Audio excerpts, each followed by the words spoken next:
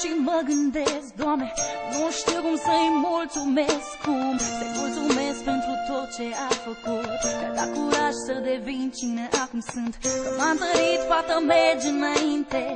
O să ai parte și de fapte, nu doar de cuvinte. Ce ar fi, voi fi aici mereu. Știi bine, te poți baza, ai sprijinul meu. Mi-ai dat, Doamne, tot ce mai frumos nu se putea. Mi-ai dat speranța să o trăiesc și o trăiesc prin ea. Mi-a fost alături zile bune și nopți grele, când plângeam din despărțiri sau bătfelele. De mici copiii a mereu mă apăra. Acum că-i mare e ca și mama mea. Mă alintă, mă răsfață cât se poate și dă și păm să mă trezesc la realitate. Hai să te ridici, tot ce zici e răbdare. Te distrugi, vrei să fugi și te doare. Dai tot ce ai și ce n-ai, totuși pare că nu te descurci să le pui lumea la picioare.